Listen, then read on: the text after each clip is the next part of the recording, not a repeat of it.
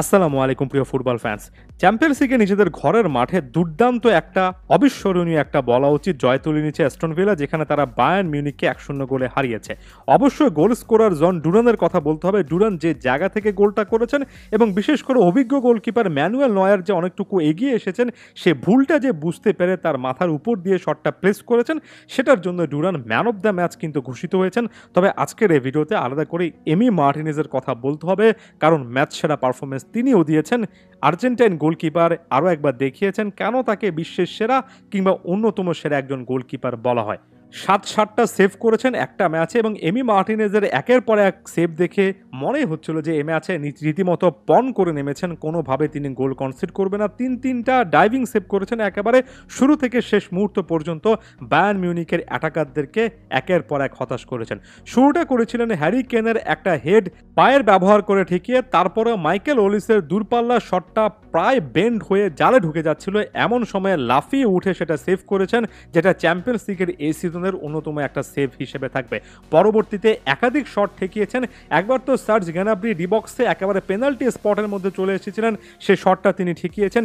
শেষের দিকে এসে হ্যারি কেনকে আরও একবার কিন্তু হতাশ করেছেন, আরও একটা হেড দুর্দান্তভাবে রুখিয়ে দিয়ে শেষ পর্যন্ত অ্যাস্টন ভিলার হয়ে জয়টা নিশ্চিত করেছেন। অ্যাস্টন ভিলার ক্যাপ্টেন যে পারফরমেন্সটা দিয়েছেন, তারপরে এবারে চ্যাম্পিয়ন্স লিগে নতুন রকমের যে একটা পণ করে তিনি এসেছেন, সেটা ক্লিয়ারলি বোঝা যাচ্ছে। বেশ কিছুদিন আগে রীতিমতো হুঙ্কার দিয়ে বলেছিলেন যে অ্যাস্টন ভিলা জার্সিতে চ্যাম্পিয়ন্স লিগ খেলতে চান। সেই পথে অ্যাস্টন ভিলাকে আনতে অন্যতম একজন প্রভাবক ছিলেন এবং চ্যাম্পিয়ন্স লিগে এখন পর্যন্ত অ্যাস্টন ভিলা যে গ্র্যান্ড স্টার্ট করেছে, সেটা নেপথ্যেও প্রধান কারিগর হিসেবে এই ক্যাপ্টেন এমিলিয়ানো মার্টিনেজই কিন্তু আছেন।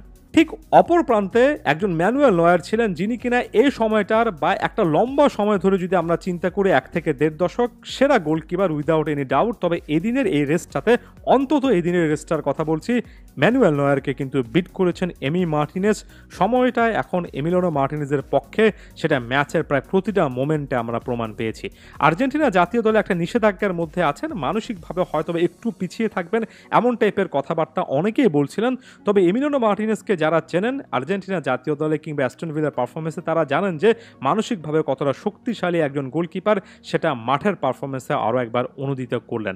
একই সঙ্গে অ্যাস্টন ভিলার কথা সংক্ষেপে বলতে হবে, এটা এমন একটা দল যে দলটাকে দেখে আপনার কাছে মনে হবে না যে একের পর এক তারকা এখানে আছে। তবে আমি মাত্র কিছুদিন আগেও ফুটবল ফ্ল্যাগের ফেসবুক পেজে সকলকে জিজ্ঞেস করেছিলাম একটা ভোটাভুটি টাইপের একটা পোল টাইপের, যেখানে অধিকাংশ মানুষই বলেছিলেন এবারে চ্যাম্পিয়ন্স লিগের ডার্ক হর্স হতে পারে এমিলিয়ানো মার্টিনেজের এই দলটা, অর্থাৎ অ্যাস্টন ভিলার কাছে সেই অ্যাবিলিটি আছে। এটা এমন একটা দল যারা নিজেরা গোছানো ফুটবল খেললে, নিজেদের মধ্যে টিম স্পিরিটটা ধরে রাখতে পারলে এবারে চ্যাম্পিয়ন্স লিগে লম্বা একটা দূরত্ব যেতেই পারে।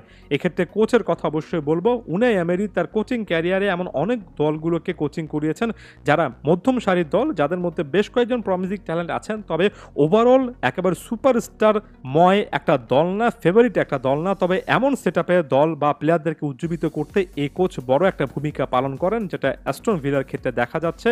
এই টিম স্পিরিটটা অ্যাস্টন ভিলা ধরে রাখা উচিত। যদি ধরে রাখতে তারা পারে, ওই যে বললাম চ্যাম্পিয়ন্স লিগে সত্যিকারের ডার্ক হর্স এবার অ্যাস্টন ভিলা হতেই পারে। আরও একবার এমি মার্টিনেজের প্রসঙ্গে চলে এসে শেষ করি।